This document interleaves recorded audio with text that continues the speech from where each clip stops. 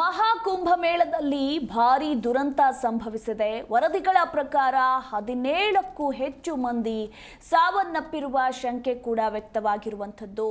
ಪ್ರಯಾಗ್ರಾಜ್ನಲ್ಲಿ ನಡೀತಾ ಇರುವ ಮಹಾಕುಂಭಮೇಳದಲ್ಲಿ ಭಾರೀ ದುರಂತ ಸಂಭವಿಸಿದೆ. ಇಷ್ಟು ದಿನಗಳ ಕಾಲ ಯಾವುದೇ ಅಹಿತಕರ ಘಟನೆಗಳು ನಡೆಯದಂತೆ ಮುಂಜಾಗ್ರತಾ ಕ್ರಮವನ್ನು ಕೂಡ ತೆಗೆದುಕೊಳ್ಳಲಾಗಿತ್ತು. ಸುಸೂತ್ರವಾಗಿ ಕೂಡ ನಡೀತಾ ಇತ್ತು. ಆದರೆ ನಿನ್ನೆ ರಾತ್ರಿ ಮಹಾ ದುರಂತವೇ ನಡೆದೋಗಿದೆ. ಮಹಾಕುಂಭಮೇಳದಲ್ಲಿ ಜನವರಿ 13ರಿಂದ ಆರಂಭವಾಗಿರುವಂತಹ ಕುಂಭಮೇಳ ಇನ್ನು ಕಾಲ್ತುಳಿತದಲ್ಲಿ 17ಕ್ಕೂ ಹೆಚ್ಚು ಮಂದಿ ಸಾವನ್ನಪ್ಪಿರುವ ಶಂಕೆ ವ್ಯಕ್ತವಾಗಿದೆ. ಹಾಗೆ ಈ ಒಂದು ಘಟನೆಯಲ್ಲಿ 50ಕ್ಕೂ ಹೆಚ್ಚು ಮಂದಿಗೆ ಗಾಯಗಳಾಗಿವೆ. ಲಕ್ಷಾಂತರ ಭಕ್ತರು ಆಗಮಿಸಿದ ಹಿನ್ನೆಲೆಯಲ್ಲಿ ಈ ಒಂದು ದುರಂತ ಸಂಭವಿಸಿದೆ. ಸದ್ಯಕ್ಕೆ ಗಾಯಾಳುಗಳನ್ನ ಸಮೀಪದ ಆಸ್ಪತ್ರೆಗಳಿಗೆ ದಾಖಲು ಕೂಡ ಮಾಡಲಾಗ್ತಾ ಇರುವಂಥದ್ದು. ಮೌನಿ ಅಮಾವಾಸ್ಯೆ ಹಿನ್ನೆಲೆಯಲ್ಲಿ ಲಕ್ಷಾಂತರ ಮಂದಿ ಭಕ್ತರು ಏನು ಮಹಾಕುಂಭಮೇಳದಲ್ಲಿ ಭಾಗಿಯಾಗೋದಕ್ಕೆ ಬಂದಿದ್ರು. ಆದರೆ ಈ ಸಂದರ್ಭದಲ್ಲಿ ಈ ಒಂದು ಅವಘಡ ಸಂಭವಿಸಿದೆ. ಮೌನಿ ಅಮಾವಾಸ್ಯೆ ಹಿನ್ನೆಲೆ ಹೆಚ್ಚಿನ ಭಕ್ತರು ಮಹಾಕುಂಭಮೇಳಕ್ಕೆ ಭೇಟಿಯನ್ನ ನೀಡ್ತಾ ಇದ್ದಾರೆ. ಇದರಿಂದ ಪ್ರಯಾಗ್ರಾಜ್ನ ಸಂಗಮ್ ಪ್ರದೇಶದಲ್ಲಿ ರಾತ್ರಿ 2 ಗಂಟೆ ಸುಮಾರಿಗೆ ಏಕಾಏಕಿ ಜನರು ನುಗ್ಗಿಕೊಂಡು ಬಂದಿದ್ದರಿಂದ ಕಾಲ್ತುಳಿತ ಸಂಭವಿಸಿದ್ದು. ಈ ಒಂದು ಘಟನೆಯಲ್ಲಿ 17ಕ್ಕೂ ಹೆಚ್ಚು ಜನ ಜೀವ ಕಳೆದುಕೊಂಡಿದ್ದಾರೆ ಅಂತ ಹೇಳಲಾಗಿದೆ. ಇನ್ನು ಮಹಾಕುಂಭಮೇಳದಲ್ಲಿ ದುರಂತ ಪ್ರಕರಣಕ್ಕೆ ಸಂಬಂಧಪಟ್ಟಂತೆ ಸಿಎಂ ಯೋಗಿ ಬಳಿ ಪ್ರಧಾನಿ ನರೇಂದ್ರ ಮೋದಿ ಮಾಹಿತಿಯನ್ನ ಪಡೆದುಕೊಂಡಿದ್ದಾರೆ. ಅಗತ್ಯ ಕ್ರಮ ಕೈಗೊಳ್ಳುವಂತೆ ಮೋದಿ ಸೂಚನೆಯನ್ನ ಕೊಟ್ಟಿದ್ದಾರೆ. ಇನ್ನು 1 ಗಂಟೆಯಲ್ಲಿ 2 ಬಾರಿ ಯೋಗಿ ಜೊತೆ ಚರ್ಚೆಯನ್ನ ಮಾಡಿದ ಪ್ರಧಾನಿ ಅಂತ ಹೇಳಲಾಗ್ತಾ ಇದೆ. ಕ್ಷಣದ ಮಾಹಿತಿಯನ್ನ ಕೂಡ ಪ್ರಧಾನಿ ನರೇಂದ್ರ ಮೋದಿ ಪಡೆದುಕೊಳ್ತಾ ಇದ್ದಾರೆ. ಇತ್ತ ರಾಜನಾಥ್ ಸಿಂಗ್ ಹಾಗೆ ಅಮಿತ್ ಶಾರಿಂದಲೂ ಕೂಡ ಏನು ಕರೆಯನ್ನ ಮಾಡಿ ಕ್ಷಣದ ಮಾಹಿತಿಯನ್ನ ಪಡೆದುಕೊಳ್ಳಲಾಗ್ತಾ ಇದೆ. ನಿಜಕ್ಕೂ ಕೂಡ ಎಲ್ಲರನ್ನೂ ಕೂಡ ಒಂದು ರೀತಿ ನಿಬ್ಬೆರಗಾಗಿಸಿದೆ ಅಂತಲೇ ಹೇಳಬಹುದು. ಜನವರಿ 13ರಿಂದ ಸುಸೂತ್ರವಾಗಿ ನಡೆದುಕೊಂಡು ಬರ್ತಾ ಇದ್ದಂತಹ ಈ ಒಂದು ಮಹಾಕುಂಭಮೇಳದಲ್ಲಿ ರಾತ್ರಿ ಇದ್ದಕ್ಕಿದ್ದಾಗೆ ಕಾಲ್ತುಳಿತ ಹೆಚ್ಚಾಗಿ 17ಕ್ಕೂ ಹೆಚ್ಚು ಮಂದಿ ಸಾವನ್ನಪ್ಪಿದ್ದಾರೆ. ಸಾವಿನ ಸಂಖ್ಯೆ ಇನ್ನೂ ಹೆಚ್ಚಾಗುವ ಸಾಧ್ಯತೆ ಇದೆ. ಸದ್ಯ ಗಾಯಾಳುಗಳ ಪರಿಸ್ಥಿತಿ ಯಾವ ರೀತಿ ಇದೆ? ಒಂದು ಕಡೆ ಪರಿಸ್ಥಿತಿಯನ್ನು ನಿಯಂತ್ರಿಸೋದಕ್ಕೆ ಪೊಲೀಸರು ಹರಸಾಹಸವನ್ನೇ ಪಡ್ತಾ ಇದ್ದಾರೆ. ಇನ್ನು ಉನ್ನತ ಮಟ್ಟದ ಸಭೆಯನ್ನ ಕರೆದಿದ್ದಾರೆ CM Yogi Adityanath. UP DCP ಹಾಗೆ ಪ್ರಧಾನ ಕಾರ್ಯದರ್ಶಿ ಜೊತೆ ಮೀಟಿಂಗ್ ಅನ್ನ ಕೂಡ ನಡೆಸೋದಕ್ಕೆ ಮುಂದಾಗಿದ್ದಾರೆ. ತಮ್ಮ ನಿವಾಸದಲ್ಲಿ ಸಭೆಯನ್ನ ಕರೆದಿದ್ದಾರೆ ಸಿಎಂ ಯೋಗಿ ಆದಿತ್ಯನಾಥ್. ಹಿರಿಯ ಅಧಿಕಾರಿಗಳ ಜೊತೆಯೂ ಕೂಡ ಯೋಗಿ ಚರ್ಚೆಯನ್ನ ಮಾಡಲಿದ್ದಾರೆ. ಕೈಗೊಳ್ಳಬೇಕಾದ ಕ್ರಮಗಳ ಬಗ್ಗೆ ಸಿಎಂ ಸೂಚನೆಯನ್ನ ನೀಡಲಿದ್ದಾರೆ. ಯಾವುದೇ ಅಹಿತಕರ ಘಟನೆಗಳು ನಡೀಬಾರದು, ತಕ್ಷಣವೇ ಕ್ರಮಗಳನ್ನು ಕೈಗೊಳ್ಳಿ, ಏನೇನು ಮಾಡಬೇಕು ಭದ್ರತೆಗಾಗಿ, ಭಕ್ತರಿಗೆ ಏನೂ ಆಗದಂತೆ ಯಾವ ರೀತಿ ಮುಂಜಾಗ್ರತಾ ಕ್ರಮಗಳನ್ನು ತೆಗೆದುಕೊಳ್ಳಬೇಕು ಅನ್ನೋದರ ಕುರಿತಾಗಿ ಈಗ ಸಾಲು ಸಭೆಯನ್ನು ಕೂಡ ಕರೆದಿದ್ದಾರೆ. ಹಿರಿಯ ಅಧಿಕಾರಿಗಳ ಜೊತೆ ಯುಪಿ ಡಿಸಿಪಿ ಹಾಗೆ ಪ್ರಧಾನ ಕಾರ್ಯದರ್ಶಿ ಜೊತೆ ಮೀಟಿಂಗ್ ಅನ್ನು ಮಾಡಲಿದ್ದಾರೆ ತಮ್ಮ ನಿವಾಸದಲ್ಲೇ ಅನ್ನೋದರ ಕುರಿತು ಮಾಹಿತಿ ಇರುವಂಥದ್ದು. ಸದ್ಯಕ್ಕೆ ಮಾಹಿತಿ ಪ್ರಕಾರ 17ಕ್ಕೂ ಹೆಚ್ಚು ಮಂದಿ ಸಾವನ್ನಪ್ಪಿದ್ದಾರೆ ಅಂತ ಹೇಳಲಾಗ್ತಾ ಇರುವಂಥದ್ದು. ಹಾಗೆ 50ಕ್ಕೂ ಹೆಚ್ಚು ಮಂದಿಗೆ ಗಂಭೀರ ಗಾಯಗಳಾಗಿವೆ. ಅಲ್ಲೇ ಇದ್ದಂತಹ ಆಸ್ಪತ್ರೆಗಳಿಗೂ ಕೂಡ ಅವರನ್ನು ದಾಖಲು ಮಾಡಲಾಗಿದೆ. ತಕ್ಷಣವೇ ಆಂಬ್ಯುಲೆನ್ಸ್ ಮೂಲಕ ಆಸ್ಪತ್ರೆಗೆ ದಾಖಲು ಮಾಡಲಾಗಿದೆ. ಇನ್ನು ಇದನ್ನೆಲ್ಲ ಗಮನಿಸ್ತಾ ಇದ್ರೆ ನೋಡಿ, ಲಕ್ಷಾಂತರ ಮಂದಿ ಬಂದಿರ್ತಾರೆ. ಹಲವಾರು ಜನರು ತಮ್ಮ ಸಂಬಂಧಿಕರನ್ನು ಕಳೆದುಕೊಂಡು ಕೂಡ ದುಃಖಿಸ್ತಾ ಇದ್ದಾರೆ. ಇನ್ನು ಮತ್ತೊಂದು ಕಡೆ ಯಾವುದೇ ವದಂತಿಗಳಿಗೆ ಕಿವಿ ಕೊಡದಂತೆ ಮನವಿಯನ್ನ ಕೂಡ ಮಾಡಿಕೊಂಡಿದ್ದಾರೆ ಸಿಎಂ ಯೋಗಿ ಆದಿತ್ಯನಾಥ್. ಭಕ್ತರಲ್ಲಿ ಮನವಿ ಮಾಡಿಕೊಂಡ ಸಿಎಂ ಯೋಗಿ ಆದಿತ್ಯನಾಥ್ ಸಂಗಮದ ಬಳಿ ತೆರಳದಂತೆ ಸಿಎಂ ಮನವಿಯನ್ನ ಮಾಡಿಕೊಂಡಿದ್ದಾರೆ. ಭಕ್ತರಲ್ಲಿ ಸಿಎಂ ಯೋಗಿ ಆದಿತ್ಯನಾಥ್ ಯಾವುದೇ ವದಂತಿಗಳಿಗೆ ಕಿವಿ ಕೊಡಬೇಡಿ, ಹಾಗೆ ಯಾರು ಕೂಡ ಸಂಗಮದ ಬಳಿ ತೆರಳಬೇಡಿ ಅಂತ ಮನವಿಯನ್ನ ಮಾಡಿಕೊಂಡಿದ್ದಾರೆ. ಅಂದರೆ ಜನರು ಮಧ್ಯರಾತ್ರಿ ಏಕಾಏಕಿ ನುಗ್ಗಿಕೊಂಡು ಬಂದಿದ್ದರಿಂದ ತಮ್ಮವರು ನಾಪತ್ತೆಯಾಗಿದ್ದಾರೆ. ಒಂದಷ್ಟು ಜನರಿಗೆ ಗಂಭೀರ ಗಾಯಗಳಾಗಿವೆ. ಒಂದಷ್ಟು ಜನರು ತಮ್ಮ ಪ್ರಾಣವನ್ನೇ ಕಳೆದುಕೊಂಡಿದ್ದಾರೆ. ಕೆಲವರು ನಮ್ಮ ಸಂಬಂಧಿಕರು ಎಲ್ಲೋದ್ರು ಅಂತ ಅಳ್ತಾ ಇದ್ದಾರೆ. ಪೊಲೀಸರು ಈ ಬಗ್ಗೆ ಕ್ರಮವನ್ನು ತೆಗೆದುಕೊಂಡಿದ್ದಾರೆ. ಪ್ರಯಾಗ್ರಾಜ್ ಕಡೆಗೆ ತೆರಳುವ ವಾಹನಗಳನ್ನು ಕೆಲ ಸಮಯ ತಡೆದಿದ್ದಾರೆ ಅಂತ ಕೂಡ ಹೇಳಲಾಗ್ತಾ ಇರುವಂಥದ್ದು. ಮತ್ತೊಂದು ಕಡೆ ಸಿಎಂ ಯೋಗಿ ಆದಿತ್ಯನಾಥ್ ಯಾರು ಕೂಡ ಸಂಗಮದ ಬಳಿ ಹೋಗಬೇಡಿ ಅಂತ ಕೂಡ ಮನವಿ ಮಾಡಿಕೊಂಡಿದ್ದಾರೆ. ಅಂದರೆ ಇವತ್ತು ಮೌನಿ ಅಮಾವಾಸ್ಯೆ ಹಿನ್ನೆಲೆಯಲ್ಲಿ ಸಂಗಮದಲ್ಲಿ ಪವಿತ್ರ ಸ್ನಾನವನ್ನು ಮಾಡೋದಕ್ಕೆ ಲಕ್ಷಾಂತರ ಭಕ್ತರು ಆಗಮಿಸಿದ್ದಾರೆ. ಸೊ ಈ ಸಂದರ್ಭದಲ್ಲಿ ನೂಕು ನುಗ್ಗಲು ಉಂಟಾಗಿ ಕಾಲ್ತುಳಿತ ಸಂಭವಿಸಿ ಈ ಒಂದು ದುರ್ಘಟನೆ ಸಂಭವಿಸಿರುವಂಥದ್ದು.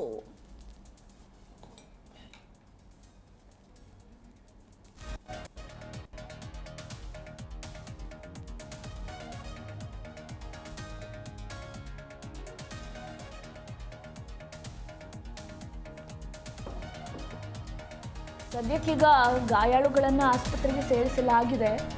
ಆದರೆ ಒಂದು ಗಮನಿಸಬೇಕು ನೋಡಿ, ಕಾಲಿಡೋಕ್ಕೆ ಜಾಗ ಇಲ್ಲ. ಆ ಸಂದರ್ಭದಲ್ಲಿ ರೋಗಿಗಳನ್ನು ಕರೆತರೋದಕ್ಕೆ ಅಂದರೆ ಆಸ್ಪತ್ರೆಗೆ ಕರೆದುಕೊಂಡು ಹೋಗೋದಕ್ಕೆ ಆ್ಯಂಬುಲೆನ್ಸ್ ವಾಹನಗಳಿಗೂ ಕೂಡ ಸಾಕಷ್ಟು ತೊಂದರೆ ಆಗುತ್ತೆ.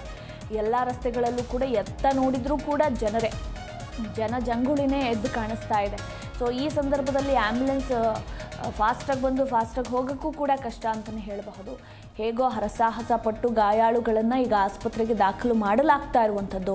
ಒಂದಷ್ಟು ಜನ ಪ್ರಜ್ಞೆ ತಪ್ಪಿ ಬಿದ್ದಿದ್ದಾರೆ, ಒಂದಷ್ಟು ಜನ ತಮ್ಮ ಸಂಬಂಧಿಕರನ್ನು ಕಳೆದುಕೊಂಡು ಅವರೆಲ್ಲೋ ಅಳ್ತಾ ಇದ್ದಾರೆ. ನಿಜಕ್ಕೂ ಕೂಡ ಪ್ರಯಾಗ್ರಾಜ್ನ ಪರಿಸ್ಥಿತಿಯನ್ನು ನೆನೆಸ್ಕೊಂಡ್ರೇ ಭಯ ಆಗುತ್ತೆ ಅಂತಲೇ ಹೇಳಬಹುದು. ಯಾಕಂದರೆ ಮಹಾಕುಂಭ ಮೇಳದಲ್ಲಿ ಈಗ ಅಪಾರ ಪ್ರಮಾಣದಲ್ಲಿ ಭಕ್ತರು ನೆರೆದಿರೋದ್ರಿಂದ ಒಂದು ಕಡೆ ಇತ್ತ ಅಧಿಕಾರಿಗಳಿಗೆ ಪೊಲೀಸರಿಗೂ ಕೂಡ ಪರಿಸ್ಥಿತಿಯನ್ನು ಕಂಟ್ರೋಲ್ಗೆ ತರೋದಕ್ಕಾಗ್ತಾ ಇಲ್ಲ. ಅಂದರೆ ಪರಿಸ್ಥಿತಿಯ ಹತೋಟಿನೇ ತಪ್ಪಿದೆ ಅಂತಲೇ ಹೇಳಬಹುದು. ಈ ವೇಳೆ ಸ್ಥಳದಲ್ಲಿ ಒಂದಷ್ಟು ಆಕ್ರೋಶಗಳು ಕೂಡ ವ್ಯಕ್ತವಾಗಿರೋದುಂಟು. ಇನ್ನು ಘಟನೆ ನಡೆದಂತಹ ಸ್ಥಳಕ್ಕೆ ಪೊಲೀಸರು ಬ್ಯಾರಿಕೇಡ್ಗಳನ್ನು ಕೂಡ ಹಾಕಿದ್ದಾರೆ. ನಮ್ಮವರು ಎಲ್ಲಿಗೋದ್ರು ಏನಾದರೂ ಅನ್ನೋ ಕೂಗಾಟ ಚೀರಾಟ ಅಂತೂ ಇದ್ದೇ ಇರುತ್ತೆ. ಅಳು, ಅದರ ನಡುವೆ ಒಂದಷ್ಟು ಜನ ಸಾವು, ಒಂದಷ್ಟು ಜನರಿಗೆ ಗಂಭೀರ ಗಾಯಗಳು.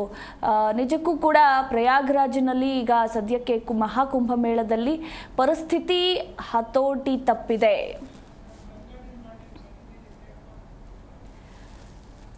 ಈ ಕುರಿತು ನಮ್ಮ ಪ್ರತಿನಿಧಿ ಮಲ್ಲಿಕಾರ್ಜುನ್ ಪಾಟೀಲ್ ಇನ್ನೂ ಹೆಚ್ಚಿನ ಡೀಟೇಲ್ಸ್ ನೀಡಲಿದ್ದಾರೆ.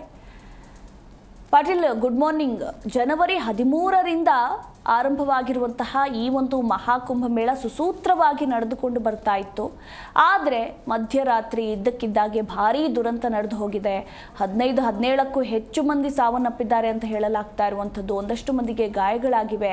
ಅಂದರೆ ಕಾಲ್ತುಳಿತ ಸಂಭವಿಸೋದಕ್ಕೆ ಕಾರಣ ಏನು? ಸದ್ಯದ ಪರಿಸ್ಥಿತಿ ಈಗ ಹೇಗಿದೆ? Overall details. Very good morning Madhumala.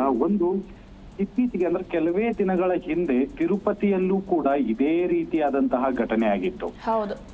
ಸಾಕಷ್ಟು ಲಕ್ಷಾಂತರ ಜನ ದಿನನಿತ್ಯವೂ ಕೂಡ ತಿರುಪತಿಗೆ ಭೇಟಿ ಕೊಡ್ತಾ ಇದ್ರು ಕೂಡ ಅವತ್ತು ವಿಶೇಷ ಕಾರ್ಯಕ್ರಮ ಇದ್ದ ಕಾರಣಕ್ಕಾಗಿ ಅಲ್ಲಿಯೂ ಕೂಡ ಕಾಲ್ತುಳಿತ ಉಂಟಾಗಿ ಸಾವು ನೋವುಗಳು ಸಂಭವಿಸಿತ್ತು. ಈಗ ಅದೇ ಪರಿಸ್ಥಿತಿ ಪ್ರಯಾಗ್ರಾಜ್ನಲ್ಲಿ ನಡೆದಿದೆ. ಅತಿಯಾದ ಭಕ್ತರು ಒಮ್ಮೆಲೆ ಆಗಮಿಸಿದಂತಹ ಕಾರಣಕ್ಕಾಗಿ, ಅಂದ್ರೆ ಮೌನಿ ಅಮಾವಾಸ್ಯೆ ಇರುವಂತಹ ಕಾರಣಕ್ಕಾಗಿ ಈ ದಿನದಂದು ಪವಿತ್ರವಾದಂತಹ ಸ್ನಾನವನ್ನ ಮಾಡಿದ್ರೆ ಮೋಕ್ಷ ಸಿಗತ್ತೆ.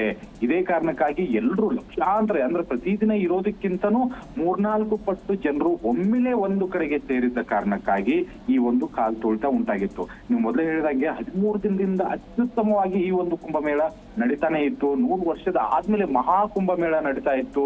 ವ್ಯವಸ್ಥೆಗಳು ಸಂಪೂರ್ಣ ತುಂಬಾ ಚೆನ್ನಾಗಿ ಮಾಡಿದ್ರು. ಮಹಾಕುಂಭ ಮೇಳದಿಂದ 10-12 ಕಿಲೋಮೀಟರ್ ಅಲ್ಲಿ ಪಾರ್ಕಿಂಗ್ ವ್ಯವಸ್ಥೆ ಮಾಡಿ ಯಾವುದೇ ವಾಹನ ದಟ್ಟಣೆ ಇಲ್ಲದೆ ಇರೋ ಹಾಗೆ ಅಲ್ಲಿಂದ ನಡ್ಕೊಂಡು ಬಂದು ಎಲ್ಲರೂ ಕೂಡ ತುಂಬಾ ಅತ್ಯದ್ಭುತವಾಗಿ ಎಲ್ಲವನ್ನ ಕೂಡ ನಿಭಾಯಿಸಿದ್ರು. ಬಟ್ ತುಂಬಾ ಜನರು ಮೌನಿ ಅಮಾವಾಸ್ಯೆ ಇರುವಂತಹ ಕಾರಣಕ್ಕಾಗಿ ಒಮ್ಮೆಲೆ ಬಂದ ಕಾರಣಕ್ಕಾಗಿ ಎಲ್ಲರೂ ಕೂಡ ಒಮ್ಮೆಗೆ ನದಿಯಲ್ಲಿ ಸ್ನಾನ ಮಾಡಬೇಕು ಅಥವಾ ದೇವರ ಒಂದು ಆಶೀರ್ವಾದನ ಪಡಿಬೇಕು ಅನ್ನುವಂತ ಕಾರಣಕ್ಕಾಗಿ ಒಮ್ಮೆಲೆ ನೂಕಿದ್ರಿಂದ 17ಕ್ಕೂ ಹೆಚ್ಚು ಜನ ಈಗಾಗಲೇ ಮೃತಪಟ್ಟಿದ್ದಾರೆ. 100 ಜನ ಈಗಾಗಲೇ ಗಾಯವನ್ನು ಕೂಡ ಕಂಡಿದ್ದಾರೆ. ಸಿಎಂ ಯೋಗಿ ಆದಿತ್ಯನಾಥ್ ಕೂಡ ಉನ್ನತ ಮಟ್ಟದ ಸಭೆಯನ್ನ ಈಗಾಗಲೇ ಕೈಗೊಂಡಿದ್ದಾರೆ. ಅದು ಒಂದು ಪ್ರಮುಖವಾಗಿದ್ದು, ಮತ್ತೆ ಈಗಾಗಲೇ ಅಲ್ಲಿ ಒಂದು ಸ್ವಲ್ಪ ಪರಿಸ್ಥಿತಿ ಹತೋಟಿಗೆ ಬಂದಿಲ್ಲ ಇನ್ನೂ ಕೂಡ. ಯಾಕಂತಂದ್ರೆ ಎಲ್ಲರೂ ಕೂಡ ಭಯಭೀತರಾಗಿದ್ದಾರೆ. ತುಂಬಾ ಜನ ಇದ್ದಾರೆ, ಅಯ್ಯೋ ಹೊರಗಡೆ ಹೋದ್ರೆ ಸಾಕಪ್ಪ ಅನ್ನುವಂತ ಲೆಕ್ಕಕ್ಕೆ ಈಗ ಹೊರಗಡೆ ಹೋಗೋದಕ್ಕೆ ಟ್ರೈ ಮಾಡ್ತಾ ಇದ್ದಾರೆ. ಅದು ಕೂಡ ಈಗ ದೊಡ್ಡ ಸಮಸ್ಯೆಯಾಗಿ ಅಲ್ಲಿ ಉದ್ಭವ ಆಗಿದೆ. ಪೊಲೀಸರು ಕೂಡ ಹತೋಟಿಗೆ ತರೋದಕ್ಕೆ ಪ್ರಯತ್ನ ಪಡ್ತಾ ಇದ್ದಾರೆ. ಆಂಬ್ಯುಲೆನ್ಸ್ ಗಳ ವ್ಯವಸ್ಥೆ ಕೂಡ ಜೋರಾಗಿದೆ. ಆ ಆಂಬ್ಯುಲೆನ್ಸ್ ಗಳ ಸೌಂಡ್ ನಿಂದನೇ ಕೆಲವೊಬ್ರು ಹೆದರೋದಕ್ಕೆ ಶುರು ಮಾಡಿರೋದ್ರಿಂದ ಇನ್ನೂ ಒಂದ್ ಸ್ವಲ್ಪ ಪರಿಸ್ಥಿತಿ ಉದ್ವಿಗ್ನಗೊಂಡಂತೆ ಕಾಣಿಸ್ತಾ ಇದೆ. ಸಾವು ನೋವುಗಳ ಸಂಖ್ಯೆ ಕೂಡ ಹೆಚ್ಚಾಗುವಂತ ಸಾಧ್ಯತೆ ಇದೆ ಅಂತ ಹೇಳಿ ಈಗ ವರದಿಗಳು ಕೂಡ ಬರ್ತಾ ಇದೆ. ಈಗಾಗಲೇ ಯೋಗಿ ಆದಿತ್ಯನಾಥ್ ಕೂಡ ದೊಡ್ಡ ಮಟ್ಟದ ಉನ್ನತ ಮಟ್ಟದ ಸಭೆಯನ್ನ ನಡೆಸ್ತಾ ಇದ್ದಾರೆ. ಮತ್ತೆ ಪ್ರಧಾನಿ ಮೋದಿ ಅವರಾಗಿರ್ಬೋದು, ನಡ್ಡಾ ಅವರಾಗಿರ್ಬೋದು, ಇವರು ಕೂಡ ಎಲ್ಲ ಮಾಹಿತಿಯನ್ನ ಕೂಡ ಪಡೆದುಕೊಂಡಿದ್ದಾರೆ. ಅಲ್ಲಿ ಸೂಕ್ತ ವ್ಯವಸ್ಥೆಗಳನ್ನ ಕಲ್ಪಿಸೋದಕ್ಕೆ ಪೊಲೀಸ್ ಅಧಿಕಾರಿಗಳಿಗೂ ಕೂಡ ಈಗ ಎಲ್ಲ ಸಲಹೆಗಳನ್ನ ನೀಡಲಾಗಿದೆ. ಒಂದು ವಿಷಯ ಏನು ಅಂತಂದ್ರೆ, ಸಾಮಾಜಿಕ ಜಾಲತಾಣಗಳ ಮಾಹಿತಿ ಕೂಡ ಸಾಕಷ್ಟು ಗೊಂದಲವನ್ನ ಮೂಡಿಸ್ತಾ ಇದೆ. ಏನು ಅಂತಂದ್ರೆ, ಮೊಬೈಲ್ಗಳಲ್ಲಿ ಸಂದೇಶ ಬರ್ತಾ ಇದೆ, ತುಂಬಾ ಕಾಲ್ ತುಳಿತ ಆಗ್ತಾ ಇದೆ, ದಯವಿಟ್ಟು ಎಲ್ರು ಮನೆಗೆ ಹೋಗಿ ಅಲ್ಲಿ ಇರೋದಕ್ಕೆ ಹೋಗ್ಬೇಡಿ, ಆಮೇಲೆ ಪೊಲೀಸರು ಲಾಠಿ ಚಾರ್ಜ್ ಮಾಡ್ತಾ ಇದ್ದಾರೆ. ಈ ರೀತಿಯಾದಂತಹ ಸಂದೇಶಗಳು ಕೂಡ ಜನರಲ್ಲಿ ಒಂದ್ ಸ್ವಲ್ಪ ಭಯಭೀತಿಗೊಳಿಸಿ ಅಲ್ಲಿಂದ ದೂರ ಹೋಗೋದಕ್ಕೆ ಪ್ರಯತ್ನ ಪಡ್ತಾ ಇದ್ದಾರೆ. ಅದು ಕೂಡ ಕಾಲ್ ತುಳಿತಕ್ಕೆ ಕಾರಣ ಆಗ್ತಾ ಇದೆ. ಬಟ್ ಈಗ ಸದ್ಯಕ್ಕೆ ಇರುವಂತಹ ಮಾಹಿತಿ ಕೊಂಚ ನಿಯಂತ್ರಣಕ್ಕೆ ಬಂದಿದೆ. ಬಟ್ ಮಾಹಿತಿ ಪ್ರಕಾರ ಸೋಷಿಯಲ್ ಮೀಡಿಯಾಗಳ ಒಂದು ಗೊಂದಲದ ನಡುವೆ ಜನ ಭಯಭೀತರಾಗಿದ್ದಾರೆ. ಅದರಿಂದ ಸ್ವಲ್ಪ ಸಮಸ್ಯೆ ಆಗ್ತಾ ಇದೆ ಇಲ್ಲಿ ಮಧುಮನ್. ಇನ್ನು ಮತ್ತೊಂದು ಕಡೆ ಸಿಎಂ ಯೋಗಿ ಆದಿತ್ಯನಾಥ್ ಅಧಿಕಾರಿಗಳ ಸಭೆಯನ್ನು ಕರೆದಿದ್ದಾರೆ. ಅಂದ್ರೆ ಮುಂಜಾಗ್ರತಾ ಕ್ರಮಗಳನ್ನು ಕೈಗೊಳ್ಳಬೇಕು, ಹಾಗೆ ಈಗ ನಡೆದಿರುವಂತಹ ದುರಂತವನ್ನು ಯಾವ ರೀತಿ ಸರಿಪಡಿಸಬೇಕು ಅಂತ. ಹಾಗೆ ಪ್ರಧಾನಿ ನರೇಂದ್ರ ಮೋದಿ ಅವರು ಕೂಡ ಕಾಂಟ್ಯಾಕ್ಟ್ನಲ್ಲಿದ್ದಾರೆ, ಅಮಿತ್ ಶಾ ಕೂಡ ಕರೆ ಮಾಡಿದ್ರು ಅಂತ ಹೇಳಲಾಗ್ತಾ ಇದೆ. ಈ ಬಗ್ಗೆ ಮಾಹಿತಿ ಇದೆಯಾ ಪಾಟೀಲ್? ಖಂಡಿತ. ಒಂದು ಏನು ಅಂತಂದ್ರೆ, ಇಂತಹ ಒಂದು ದೊಡ್ಡ ಒಂದು ಮಹಾಕುಂಭ ಮೇಳವನ್ನ ನಡೆದಾಗ ಸೂಕ್ತ ವ್ಯವಸ್ಥೆಗಳನ್ನ ಕಲ್ಪಿಸೋದು ಸಿಎಂ ಒಂದು ಕರ್ತವ್ಯ ಆಗಿರುತ್ತೆ, ಪೊಲೀಸ್ ಅಧಿಕಾರಿಗಳ ಕರ್ತವ್ಯ ಆಗಿರುತ್ತೆ. ಬಟ್ ಈ ಕಾಲ್ ತುಳಿತಕ್ಕೆ ಪ್ರಮುಖ ಕಾರಣ ಏನು ಅನ್ನೋದು ಖಂಡಿತವಾಗ್ಲೂ ಅಲ್ಲಿ ನೋಡ್ಲೇಬೇಕಾಗಿರುತ್ತೆ. ಈ ಒಂದು ಕುಂಭಮೇಳವನ್ನ ಆಯೋಜನೆ ಮಾಡೋದಕ್ಕಿಂತ ಮುಂಚೆ ಸಿಎಂ ಯೋಗಿನಾಥ್ ಅವರು ತುಂಬಾನೇ ಹೇಳ್ಕೊಂಡ್ಬಿಟ್ಟಿದ್ರು, ಅಷ್ಟೊಂದು ವ್ಯವಸ್ಥೆ ಇದೆ, ಯಾವುದೇ ರೀತಿಯಾದಂತಹ ಪ್ರಾಬ್ಲಮ್ಸ್ ಗಳಾಗೋದಿಲ್ಲ, ಪೊಲೀಸ್ ವ್ಯವಸ್ಥೆ ಇದೆ, ಅಷ್ಟೊಂದು ಟೆಂಟ್ ಗಳನ್ನ ಹಾಕಿದೀವಿ, ಯಾವುದೇ ವ್ಯಕ್ತಿ ಕೂಡ ಯಾವುದೇ ಸಮಯದಲ್ಲೂ ಬಂದು ಕುಂಭಮೇಳವನ್ನ ಆನಂದಿಸಬಹುದು, ಈ ಒಂದು ಕುಂಭಮೇಳದಲ್ಲಿ ಭಾಗಿಯಾಗಿ ಪುಣ್ಯ ಸ್ನಾನವನ್ನ ಮಾಡಿ ಎಲ್ಲವನ್ನ ಕೂಡ ಹೇಳಿದ್ರು. ಬಟ್ ಈಗ ಈ ಅವಘಡ ಖಂಡಿತವಾಗ್ಲೂ ಆ ರಾಜ್ಯಕ್ಕೆ, ಸಿಎಂಗೆ ಒಂದು ಕಂಟಕ ಅನ್ನೋದ್ರಲ್ಲಿ ಯಾವುದೇ ಡೌಟ್ ಇಲ್ಲ. ಇಷ್ಟೊಂದು ದೊಡ್ಡ ಮಹಾಮೇಳವನ್ನ ಮಾಡಿದಾಗ ಸೂಕ್ತ ವ್ಯವಸ್ಥೆಗಳ ಕಲ್ಪನೆ ಮಾಡ್ಬೇಕು. ಮತ್ತೆ ಮೌನಿ ಅಮಾವಾಸ್ಯೆ ಇದೆ ಅನ್ನೋದಂತೂ ಖಂಡಿತವಾಗ್ಲೂ ಗೊತ್ತಿತ್ತು, ಸಾಕಷ್ಟು ಜನ ಬರ್ತಾರೆ ಅನ್ನೋದು ಗೊತ್ತಿತ್ತು. ಪಾರ್ಕಿಂಗ್ ವ್ಯವಸ್ಥೆಗಳನ್ನ ಮಾಡ್ಕೋಬೇಕು, ಜನ ಒಮ್ಮಿಗೆ ಬರ್ತಾರೆ, ನದಿಲಿ ಇಳಿಯೋದಕ್ಕೆ ಪ್ರಯತ್ನ ಪಡ್ತಾರೆ, ಸೂಕ್ತ ಪೊಲೀಸ್ ವ್ಯವಸ್ಥೆಗಳನ್ನ ಮಾಡ್ಬೇಕಾಗಿತ್ತು. ಇದನ್ನ ಈಗ ಉನ್ನತ ಮಟ್ಟದ ಸಭೆಯನ್ನ ಯೋಗಿ ಆದಿತ್ಯನಾಥ್ ಕರೆದಿದ್ದಾರೆ. ಒಂದು ಪ್ರಧಾನಿ ಮೋದಿ ಅವರು ಕೂಡ ಮಾಹಿತಿಯನ್ನ ಪಡೆದುಕೊಂಡಿದ್ದಾರೆ. ಒಂದು ಲೆಕ್ಕಾಚಾರದಲ್ಲಿ ಇದು ಆ ರಾಜ್ಯದ ಆಡಳಿತ ವ್ಯವಸ್ಥೆಯ ವೈಫಲ್ಯ ಅಂದ್ರೆ ಖಂಡಿತವಾಗ್ಲೂ ತಪ್ಪಾಗ್ಲಾರ್ದು. ಇಷ್ಟೊಂದು ದೊಡ್ಡ ಮಟ್ಟದ ಮಹಾಮೇಳವನ್ನ ನೀವು ಆಯೋಜನೆ ಮಾಡಿದಾಗ, ಜನ ಅಷ್ಟೊಂದು ಲಕ್ಷಾಂತರ ಜನ ಬರ್ತಾ ಇರುವಾಗ ಅದಕ್ಕೆ ಸೂಕ್ತವಾದ ವ್ಯವಸ್ಥೆಯನ್ನ ಕಲ್ಪಿಸಬೇಕಾಗಿತ್ತು. ಇದು ಎಲ್ಲಿ ತಪ್ಪಾಯ್ತು? ಪೊಲೀಸ್ ವ್ಯವಸ್ಥೆಯ ತಪ್ಪಾಯ್ತಾ, ಅಥವಾ ಯಾವ್ದಾದ್ರು ಅಧಿಕಾರಿ ಏನಾದ್ರೂ ಒಂದು ಮಾಹಿತಿಯನ್ನ ಕೊಡೋದ್ರಲ್ಲಿ ವಿಫಲರಾದ್ರ? ಇಷ್ಟೊಂದು ಜನ ಬರುತ್ತಿರುವಾಗ ಅಲ್ಲಿ ಸೂಕ್ತ ವ್ಯವಸ್ಥೆಗಳ ಎಲ್ಲಿ ವೈಫಲ್ಯ ಆಯ್ತು ಅನ್ನೋದ್ರ ಬಗ್ಗೆ ಇವತ್ತು ಉನ್ನತ ಮಟ್ಟದ ಸಭೆಯನ್ನ ಕರೆಯಲಾಗಿದೆ. ಅದರ ಜೊತೆಗೆ ಮೋದಿ ಅವ್ರಿಗೂ ಮಾಹಿತಿಯನ್ನ ಕೊಡ್ತಾರೆ. ಬಟ್ ಇನ್ಮೇಲೆ ಅದನ್ನ ಯಾವ ರೀತಿಯಾಗಿ ಸುಧಾರಿಸಬೇಕು ಅನ್ನೋದನ್ನ ಕೂಡ ಇವತ್ತಿನ ಒಂದು ಉನ್ನತ ಮಟ್ಟದ ಸಭೆಯಲ್ಲಿ ಸಿಎಂ ಅವರು ಚರ್ಚೆ ಮಾಡ್ತಾರೆ ಅನ್ಸುತ್ತೆ. ಎಸ್, ಥ್ಯಾಂಕ್ ಯು ಪಾಟೀಲ್ ನಿಮ್ಮೆಲ್ಲ ಮಾಹಿತಿಗಾಗಿ. ಒಟ್ಟಾರೆಯಾಗಿ ಈಗ ಪರಿಸ್ಥಿತಿಯನ್ನ ಯಾವ ರೀತಿ ನಿಯಂತ್ರಿಸಬೇಕು ಅನ್ನೋದೇ ಬಹುದೊಡ್ಡ ಚಾಲೆಂಜ್ ಆಗಿದೆ ಅಂತಲೇ ಹೇಳಬಹುದು. ಯಾಕಂದರೆ ಅಲ್ಲಿರೋರು 100-200 ಜನ, ಲಕ್ಷಾಂತರ ಮಂದಿ ಅಲ್ಲ, ಲಕ್ಷ ಕೋಟಿ ಮಂದಿ ಭಕ್ತರಿದ್ದಾರೆ. ಸೊ ಯಾವ ರೀತಿ ಪರಿಸ್ಥಿತಿಯನ್ನು ನಿಯಂತ್ರಿಸ್ತಾರೆ ಯೋಗಿ ಆದಿತ್ಯನಾಥ್ ಅನ್ನೋದು ಬಹುದೊಡ್ಡ ಪ್ರಶ್ನೆ.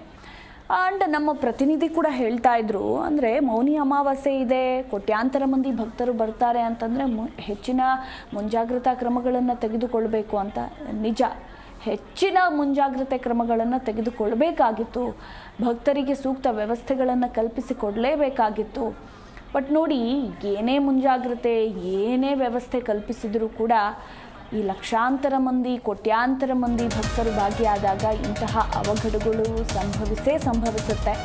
ಇನ್ನು ಸದ್ಯಕ್ಕೆ ಕುಂಭಮೇಳದಲ್ಲಿ ಕಾಲ್ ತುಳಿತ ಹಿನ್ನೆಲೆ ಪವಿತ್ರ ಸ್ನಾನವನ್ನು ರದ್ದು ಮಾಡಿದ್ದಾರೆ ನಾಗ ಸಾಧುಗಳು. ತ್ರಿವೇಣಿ ಸಂಗಮದ ಬಳಿ ಆಗಮಿಸದಂತೆ ಮನವಿಯನ್ನ ಮಾಡಿಕೊಳ್ಳಲಾಗಿದೆ. ಈಗೇನು ಈ ದುರಂತ ಸಂಭವಿಸಿದೆಯಲ್ಲ, ಹೀಗಾಗಿ ಪವಿತ್ರ ಸ್ನಾನವನ್ನೇ ಈಗ ನಾಗ ಸಾಧುಗಳು ರದ್ದು ಮಾಡಿದ್ದಾರೆ.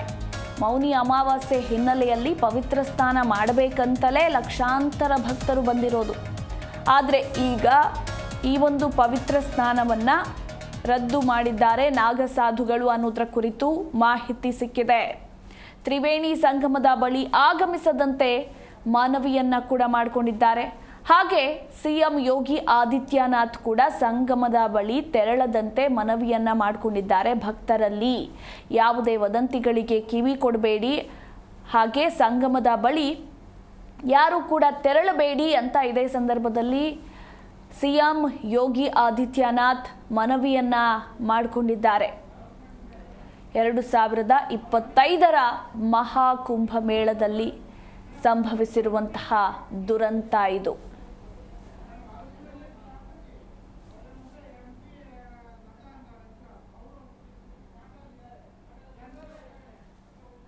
ಈ ಕುರಿತು ಮಾತನಾಡೋದಕ್ಕೆ ನಮ್ಮ ಜೊತೆ ಹರಪನಹಳ್ಳಿ ಶಾಸಕಿ ಎಂಪಿ ಲತಾ ಅವರು ದೂರವಾಣಿ ಸಂಪರ್ಕದಲ್ಲಿದ್ದಾರೆ. ಅಂದ್ರೆ ಅವರು ಅಲ್ಲೇ ಸ್ಥಳದಲ್ಲಿದ್ದಾರೆ ಅನ್ನೋದ್ರ ಕುರಿತು ಮಾಹಿತಿ ಇರುವಂತದ್ದು. ಮಾತಾಡ್ಸೋಣ. ಹಲೋ. ಹಲೋ, ನಮಸ್ತೆ ಮೇಡಮ್. ನಮಸ್ಕಾರ. ಹೇಳಿ. ಹೇಗಿದ್ದೀರಾ ಮೇಡಮ್? ಸೇಫ್ ಆಗಿದ್ದೀರಾ? ಸೇಫ್ ಇದ್ದೀನಿ, ಏನ್ ತೊಂದರೆ ಇಲ್ಲ. ತುಂಬಾ ಇದು ಅನಾನುಕೂಲಗಳು ಜಾಸ್ತಿ ಇದೆ. ಓಕೆ, ನೀವು ಯಾವಾಗ ಭೇಟಿ ಕೊಟ್ಟಿದ್ದು? ನಿನ್ನೆ ಮಾರ್ನಿಂಗ್ 10:30 ಫ್ಲೈಟ್ ನಂದು. ನಾನು ಇಲ್ಲಿಗೆ ವಾರಣಾಸಿ ಬಂದಾಗ ಇಸ್ 1:30. 1:30 ಬಿಟ್ಟವರು ನಾವು ಕುಂಭಮೇಳಕ್ಕೆ ಅಂದ್ರೆ ಪ್ರಯಾಗ್ರಾಜಿಗೆ ನಾನು ಬಂದಾಗ ಇಸ್ 6:30, 7 o'clock. ಅಲ್ಲಿಂದ ವಾಕ್ ಸ್ಟಾರ್ಟ್ ಮಾಡಿದವರು ನನ್ನ ಟೆಂಟಿಗೆ ಬರೋತ್ತಿಗೆ ಮಾರ್ನಿಂಗ್ 4 o'clock. ಹಲೋ, ಹೇಳಿ ಹೇಳಿ ಹೇಳಿ. Morning 4 o'clock. ತುಂಬಾ ಜನ ರಸ್ತೆಯಲ್ಲಿ ಮಲ್ಕೊಂಡಿದ್ದಾರೆ. ಕೆಲವರು ಕಂಪ್ಲೇಂಟ್ ಮಾಡ್ತಾ ಇದ್ರು, ಎಲ್ಲರೂ ಬೈತಾ ಇದ್ರು. ಯಾಕಂದ್ರೆ ಪೊಲೀಸ್ನವರು ನಮಗೆ ಅಲ್ಲಿ ಜನ ಮಾತಾಡ್ತಾ ಇರೋದನ್ನ ನಿಮ್ಗೆ ಹೇಳ್ತಾ ಇದ್ದೀನಿ. ನಮ್ದು ಇದು ಅಲ್ಲ, ಇದು ನನಗೂ ಅನುಭವಕ್ಕೆ ಬಂದಿದೆ. ನಿನ್ನೆ ನಮ್ದು ಶಟರ್ 1 UP ಗೌರ್ಮೆಂಟ್ ಇಂದಿದು ಸಿಟಿ ಟೌನ್ ಮಾಡಿದ್ದಾರೆ. 10 to ಸಿಟಿ ಅಂತ ಮಾಡಿದ್ದಾರೆ. ನಮ್ಗೆ 500 ಮೀಟರ್ ನಮ್ಗೆ ಗೂಗಲ್ ಅಲ್ಲಿ ತೋರಿಸ್ತಾ ಇದ್ರೆ ಅಲ್ಲಿ ಇದು ಹಾಕ್ಬಿಟ್ಟಿದ್ದಾರೆ, ಬ್ಯಾರಿಕೇಡ್ರು. ಹಂಗೆ ಸುತ್ಕೊಂಡು ಹೋಗಿ ಒಬ್ರು ರೈಟ್ ಅಂತಾರೆ, ಒಬ್ರು ಲೆಫ್ಟ್ ಅಂತಾರೆ. ನಮ್ಗೇನು ಗೊತ್ತಾಗ್ತಾ ಇಲ್ಲ ಅಲ್ಲಿ. ಅದು ಸುಮಾರು 1-1.5 ಕಿಲೋಮೀಟರ್ ಮ್ಯಾಪ್ ಅಲ್ಲಿ ನಾವು ತಿರುಗಿದ್ರೆ 1.5 ಕಿಲೋಮೀಟರ್ ತೋರಿಸುತ್ತೆ ನಾನು ಇದು ಸಿಟಿ ಟೆಂಟ್. ಇಷ್ಟು ಪ್ರಾಬ್ಲಮ್ ಇದೆ. ಯಾರಿಗೂ ಅಂದ್ರೆ ನೈಟು ಈ ಅವಘಡಗಳು ಆಯ್ತಲ್ಲ, ಸೊ ಆ ಸಂದರ್ಭದಲ್ಲಿ ನೀವು ಅಲ್ಲೇ ಇದ್ರಾ? ಇಲ್ಲ, ಅದು ಏನೋ ಸಂಗಮ್ ಹತ್ರ ಆಗಿದೆ ಅಂತೆ. ನಾನು ಸಂಗಮ್ ಇಂದ ಇಲ್ಲಿ 1 ಕಿಲೋಮೀಟರ್ 1.5 ಕಿಲೋಮೀಟರ್ ದೂರದಲ್ಲಿ ಇದ್ದೀನಿ ನಾನು ಟೆಂಟ್ ಅಲ್ಲಿ. ಓಕೆ. ಈಗ ಅಲ್ಲಿ ಭದ್ರತೆಗಳಿರಬಹುದು, ಹಾಗೆ ಮುಂಜಾಗ್ರತಾ ಕ್ರಮಗಳಿರಬಹುದು. ಸೊ ಅದ್ರ ಬಗ್ಗೆ ಎಲ್ಲ ನಿಮ್ಗೆ ಏನ್ ಅನಿಸ್ತು? ಭದ್ರತಾಗಳು ಈಗ 1 ಕಿಲೋಮೀಟರ್ 2 ಕಿಲೋಮೀಟರ್ಸ್ಗೆ ಹೋಗುವಂತ ರಸ್ತೆನ ಎಲ್ಲ ಬ್ಯಾರಿಕೇಡ್ರಿಂದ ಕ್ಲೋಸ್ ಮಾಡ್ಬಿಟ್ಟಿದ್ದಾರೆ. ಒಂದ್ ಸೆಕ್ಟರ್ ಇಂದ ಒಂದ್ ಸೆಕ್ಟರ್ ಬರಕ್ಕೆ 500 ಮೀಟರ್. Sector is 2 kilometre. ಉದಾಹರಣೆ ಈಗ 19 ಸೆಕ್ಟರ್ ಅಂತ ತಿಳ್ಕೊಳ್ಳಿ. ನಾವು ಎಂಟ್ರಿ ಆಗೋದಿಕ್ಕೆ 70 ಇಂದ 18ಗೆ ಆಗೋಕೆ ಅಬೌಟ್ 1 ಕಿಲೋಮೀಟರ್. ನಾವು ಆ ಸೆಕ್ಟರ್ ದಾಟ್ಬೇಕಂದ್ರೆ 2 ಕಿಲೋಮೀಟರ್ಸ್. ಈ ಪರಿಸ್ಥಿತಿ ಇದೆ. ತುಂಬಾ ಚಳಿ ಬೇರೆ ಪಾಪ ಇಲ್ಲಿ ಜನಗಳು ಇದೆ. ತುಂಬಾ ಚಳಿ ಇದೆ ಹೊರಗಡೆ. ಇವಾಗ ಇಲ್ಲಿವರೆಗೂ ಫಾಗ್ ಇತ್ತು. ಅಂದ್ರೆ ಒಂದಷ್ಟು ಜನ ಡೆತ್ ಕೂಡ ಆಗಿದ್ದಾರೆ ಅನ್ನೋ 15 ಜನ ಸತ್ತಿದ್ದಾರೆ. ಅದಕ್ಕೆ ನಮ್ಗೆ ಇಲ್ಲಿರೋರು ಹೋಗ್ಬೇಡಿ ಸಂಗಮ್ಗೆ. ನಿನ್ನೆ ಅವರು ಹೇಳಿದ ಪ್ರಕಾರ ಮಾರ್ನಿಂಗ್ 11 o'clock ಹೋದ್ರೆ ಸ್ನಾನ ಮಾಡೋದಿಕ್ಕೆ 3 o'clock ಅಂತೆ. ಒಬ್ಬ ಲೇಡಿ ಹೇಳಿದ ಅನುಭವ ಮಾತು ಹೇಳ್ತಾ ಇದ್ದೇನೆ. ನಾನು ಇನ್ನ ಸಂಗಮಕ್ಕೆ ಹೋಗಿಲ್ಲ. ನನ್ನ ಲೈಫಲ್ಲೇ ಈ ತರ ನಾನು ಬರೋದ್ ನೋಡಿಲ್ಲ. ನಾವು ಬರಬಾರ್ದಾಗಿತ್ತು, ಸುಮ್ನೆ ಬಂದ್ವಿ ಅಂತ ಅವ್ರ ಮಾತಲ್ಲಿ ನಾವು ಕೇಳ್ಪಟ್ವಿ ಅಷ್ಟೇ. ಕೆಲವ್ರಿಗೇನೋ ಊಟ ಸಿಗ್ತಾ ಇಲ್ಲ ಸರಿಯಾಗಿ ಅಂತಿದ್ದಾರೆ. ಜಾಗ ಅಂತೂ ಇಲ್ಲ. ಅಂದ್ರೆ ಮೇಡಮ್, ಇದು ನಿನ್ನೆ ಮಾತ್ರ ಆಗಿರೋದಾ ಅಥವಾ ಈ ಒಂದು ವಾರಗಳಿಂದ ಹಿಂಗೆ ಆಗ್ತಾ ಇತ್ತಾ ಅಂತ? ನನಗೆ ಬಂದಿರೋ ಮಾಹಿತಿ ಪ್ರಕಾರ ಒಂದು 3 ಇದೆ. ಅದು ಅಂದ್ರೆ ಸಾವು ನೋವು ಅಲ್ಲ, ಒಂದ್ಸಲ ಏನೋ ಬೆಂಕಿ ಹತ್ತಿತ್ತು ಅಂತ ಹೇಳ್ತಾರೆ. ಓಕೆ. ಅಷ್ಟು ಬಿಟ್ರೆ ಮತ್ತೇನು ಗೊತ್ತಿಲ್ಲ. ಎಲ್ಲ ಸಣ್ಣ ಪುಟ್ಟ ಗಾಯಗಳು ಆಗ್ತಾ ಇದೆ ತಳ್ಳಾಟದಲ್ಲಿ ಬಹಳ ಜನಕ್ಕೆ. ನನ್ ಜೊತೆ ಬಂದಿರೋರು, ನನ್ನ ಫ್ರೆಂಡ್ ಅವ್ರಿಗೂ ಒಬ್ರಿಗೆ ಸುಮ್ನೆ ತಳ್ಳಾಡ್ತಾರೆ. ಆ ಬ್ಯಾರಿಕೇಟರ್ ಹಾರಕ್ ಹೋಗ್ತಾರೆ ಜನಗಳು. ಆಮೇಲೆ ಇವರು ಪೊಲೀಸ್ನವರು ಸರಿಯಾದ ಮಾಹಿತಿ ಇಲ್ಲ. ಹೊರಗಡೆಯಿಂದ ಬಂದವರಿಗೆ ಯಾವ ತರ ಹೋಗ್ಬೇಕು ಅನ್ನೋದೇ ಮಾಹಿತಿ ಇಲ್ಲ. ಮಾಹಿತಿ ಕೊಟ್ಟಿಲ್ಲ, ಸುಮ್ನೆ ಸುತ್ತಿಸ್ತಾ ಇದ್ದಾರೆ. ಈಗ ಸಂಗಮದಿಂದ ಜನರು ಭಕ್ತರೆಲ್ಲರೂ ಕೂಡ ಹೊರಗಡೆ ಬಂದಿದಾರಾ ಅಂತ, ಅಂದ್ರೆ ಅಲ್ಲೆಲ್ಲ ಕ್ಲಿಯರ್ ಆಗಿ ರಾತ್ರಿ 12 ಗಂಟೆಯಿಂದನೇ ಸ್ನಾನ ಮಾಡೋದಿಕ್ಕೆ ಅವಕಾಶ ಮಾಡಿ ಕೊಟ್ಟಿದ್ದಾರೆ. ಇಲ್ಲ, ಈಗ ಸ್ನಾನಕ್ಕೆ ಅವಕಾಶ ಇಲ್ಲ ಅಂತ ಹೇಳ್ತಿದ್ದಾರೆ. ಇಲ್ಲ, ರಾತ್ರಿ ಸ್ನಾನ ಮಾಡಿ ಬರೋರ್ನ ನಾವು ನೋಡಿದ್ವಿ. 12 ಗಂಟೆಯಲ್ಲಿ ಕೆಲವ್ರು ಈ ಕಡೆ ನಾವು ಒಂದ್ ಸೆಕ್ಟರ್ ನಾನು ರಿವರ್ ಕ್ರಾಸ್ ಮಾಡ್ಬೇಕಾಗಿತ್ತು, ಅಲ್ಲಿ ಸ್ನಾನ ಮಾಡ್ತಾ ಇದ್ರು. ಮೋಸ್ಟ್ಲಿ ಸಂಗಮಲ್ಲಿ ಬಂದ್ ಮಾಡಿದ್ದಾರೆ ಅಂತ ಅಲ್ಲ, ನಾನು ನ್ಯೂಸ್ ಅಲ್ಲಿ ನೋಡ್ದೆ. ಇವಾಗ ಸ್ನಾನ ಮಾಡೋದಿಕ್ಕೆ ಅವಕಾಶ ಕಲ್ಪಿಸ್ಕೊಡಲ್ಲ ಅಂತ ನ್ಯೂಸ್ ಅಲ್ಲಿ ನೋಡ್ದೆ ನಾನು. ಹೌದು ಹೌದು ಹೌದು. Yes yes. ನಿಮ್ ಫ್ಯಾಮಿಲಿ ಎಲ್ಲ ಸೇಫ್ ಆಗಿದ್ದಾರಾ ಮೇಡಮ್? ಫ್ಯಾಮಿಲಿ, ನಾನು, ನಮ್ಮ ಡಾಟರ್ ಇಲ್ಲ, ಆಮೇಲೆ ನನ್ನೊಂದು 2 ಫ್ಯಾಮಿಲಿ ಫ್ರೆಂಡ್ಸ್ ಬಂದಿದ್ದಾರೆ. 4 ಜನ, ಒಟ್ಟು 6 ಜನ ಬಂದಿದೀವಿ. ಬಟ್ ಏನಂದ್ರೆ ಕಷ್ಟ. ಸುಮ್ನೆ ಎಲ್ಲರೂ ಅಲ್ಲಿ ತೋರಿಸ್ತಾರೆ ಬಹಳ ಚೆನ್ನಾಗಿದೆ ಹಂಗಿದೆ ಅಂತ, ಬಟ್ ಇಲ್ಲಿ ಬಂದವ್ರಿಗೆ ಪರಿಸ್ಥಿತಿ ಏನು ಅಂತ ಗೊತ್ತಾಗುತ್ತೆ. ನಿಜ ನಿಜ ನಿಜ. ಇಲ್ಲಿ ಯಾವ್ದು UAP ಅದು ಇದು ಏನು ಆಗಲ್ಲ. ಹೌದು ಹೌದು. 1 ನಿಮಿಷ ಮಾತಾಡ್ತೀನಿ ರೀ madam. Okay madam, thank U G Kannada news ಜೊತೆ ಮಾತನಾಡಿದ್ದಕ್ಕಾಗಿ. ಎಸ್, ನೋಡಿ, ಸ್ಥಳದಲ್ಲಿದ್ದವರು ಶಾಸಕಿ MP ಲತಾ ಅವರು ಹೇಳಿದ್ದು ಅಂದರೆ ಯಾವುದೇ ಸರಿಯಾದಂತಹ ವ್ಯವಸ್ಥೆಗಳೇ ಇಲ್ಲ ಅಲ್ಲಿ, ಭಕ್ತರಿಗೆ ಸಾಕಷ್ಟು ಕನ್ಫ್ಯೂಸ್ ಆಗಿಬಿಡುತ್ತೆ ಅಂತ ಕೂಡ ಅವರು ಹೇಳ್ತಾ ಇದ್ರು. ಅದರಲ್ಲೂ ಲಕ್ಷಾಂತರ ಭಕ್ತರು ಬಂದಾಗ ತುಸು ಹೆಚ್ಚೆ ಅಲ್ಲ, ನಿಜಕ್ಕೂ ಕೂಡ ಜಾಸ್ತಿ ಕ್ರಮಗಳನ್ನೇ ತೆಗೆದುಕೊಳ್ಬೇಕಾಗತ್ತೆ. ಯಾಕಂದರೆ ತಿರುಪತಿಯಲ್ಲಿ ಆದಂತಹ ಘಟನೆ ಎಲ್ರಿಗೂ ಗೊತ್ತೇ ಇದೆ. ಸೊ ಆ ಒಂದು ಸಂದರ್ಭದಲ್ಲೇ ಸಾವಿರಾರು ಭಕ್ತರಿದ್ದಂತಹ ಸಂದರ್ಭದಲ್ಲೇ ಆ ರೀತಿ ಘಟನೆ ಸಂಭವಿಸಿದಾಗ ಇಲ್ಲಿ ಲಕ್ಷಾಂತರ ಭಕ್ತರು ಬರ್ತಾರೆ. ಸೊ ಹೀಗಾಗಿ ಇನ್ನೂ ಹೆಚ್ಚು ಕ್ರಮಗಳನ್ನು ತೆಗೆದುಕೊಳ್ಬೇಕಾಗಿತ್ತು UP ಸರ್ಕಾರ. ಸದ್ಯಕ್ಕೀಗ ಪರಿಸ್ಥಿತಿಯನ್ನು ಯಾವ ರೀತಿ ನಿಯಂತ್ರಣಕ್ಕೆ ತರ್ತಾರೆ, ಇನ್ಯಾವುದೇ ಅವಘಡಗಳು ಸಂಭವಿಸಬಾರ್ದು, ಆ ರೀತಿ ಮುಂಜಾಗ್ರತಾ ಕ್ರಮಗಳನ್ನು ತೆಗೆದುಕೊಳ್ಳಬೇಕು. ಈಗ ಎಷ್ಟು ಮಂದಿ ಪಾಪ ಅವರ ಕುಟುಂಬಸ್ಥರನ್ನು ಕಳೆದುಕೊಂಡಿದ್ದಾರೋ, ಯಾರ್ಯಾರು ಎಲ್ಲೆಲ್ಲಿದ್ದಾರೋ, ನಿಜಕ್ಕೂ ಕೂಡ ಪ್ರಯಾಗ್ರಾಜ್ನ ಪರಿಸ್ಥಿತಿಯನ್ನು ನೋಡ್ತಾ ಇದ್ರೆ ಒಂದು ರೀತಿ ಕಷ್ಟಕರ ಆಗುತ್ತೆ ಅಂತಲೇ ಹೇಳಬಹುದು. ನೋಡೋಣ ಮುಂದಿನ ಅಪ್ಡೇಟ್ ಏನು ಸಿಗುತ್ತೆ ಅಂತ. और बहुत अच्छा, हमको तो माँ की गोद में आकर ही आनंद आ जाता है। पंडित सुधाकर शास्त्री प्रयागराज से ही है, आलोपी बाग से। प्रयागराज में कहना चाहते हैं, और आज आपने मौनी अमावस्या में भी यहाँ स्नान किए हैं। आज यहाँ पर बहुत जो दिव्य भव्य महाकुंभ का पर्व चल रहा है। महाकुंभ पर्व सनातन के लिए गर्व है और सब लोग गर्व महसूस कर रहे हैं। यही है संदेश, यही है कि आराम से आएँ, कोई जल्दीबाजी न करें, भाग दौड़ नहीं है, गंगा जी कहीं भाग नहीं रही हैं।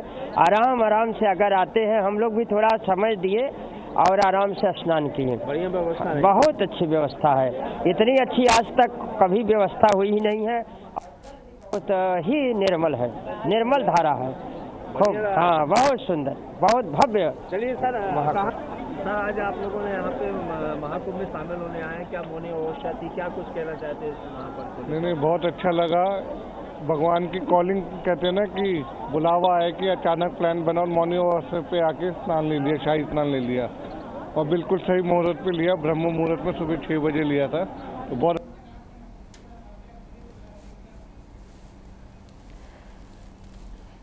ಎಸ್, ಒಟ್ಟಾರೆಯಾಗಿ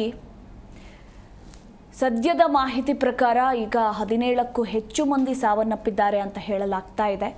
ಇನ್ನು ಸಾಲು ಸಭೆಗಳನ್ನು ಕೂಡ UP CM ಹಮ್ಮಿಕೊಂಡಿದ್ದಾರೆ. ಮುಂದಿನ ಕ್ರಮಗಳ ಕುರಿತಾಗಿ ಹಿರಿಯ ಅಧಿಕಾರಿಗಳ ಜೊತೆ ಚರ್ಚೆಯನ್ನು ಮಾಡ್ತಾ ಇದ್ದಾರೆ. ಎಲ್ಲರಿಗೂ ಕೂಡ ಒಂದು ರೀತಿ ಶಾಕಿಂಗ್ ವಿಚಾರ ಇದು ಅಂತಲೇ ಹೇಳಬಹುದು. ಇಷ್ಟು ದಿನಗಳ ಕಾಲ ಉತ್ತರ ಪ್ರದೇಶದ ಪ್ರಯಾಗ್ರಾಜ್ನಲ್ಲಿ 2025ರ ಮಹಾಕುಂಭಮೇಳ ಸುಸೂತ್ರವಾಗಿ ಜರುಕೊಂಡು ಬರ್ತಾ ಇತ್ತು.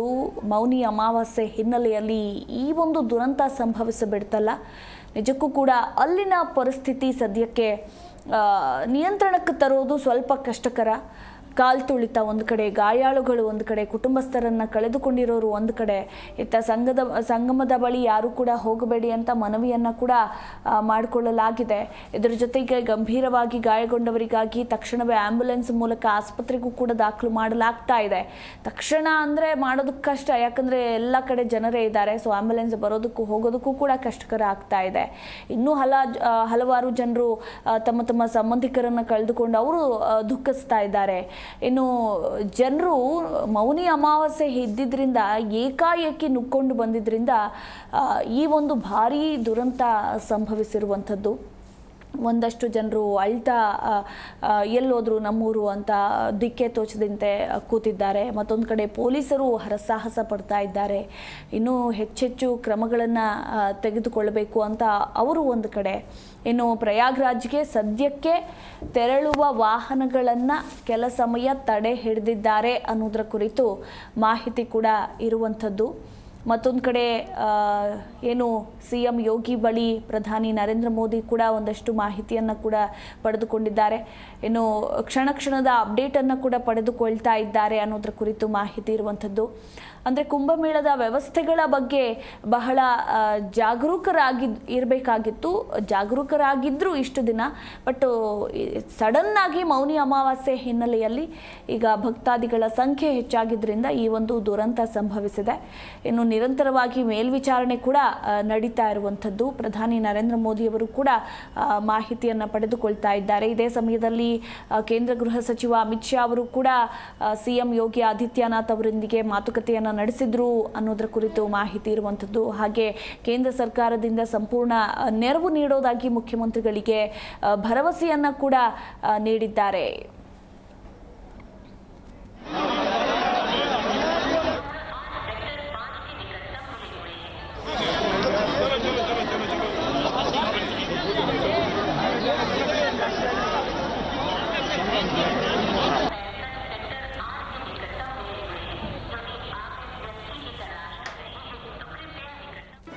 ಜಿ ಕನ್ನಡ ನ್ಯೂಸ್ ಈಗ ನಿಮ್ಮ ಮನೆಯಲ್ಲೇ ನೋಡಿ.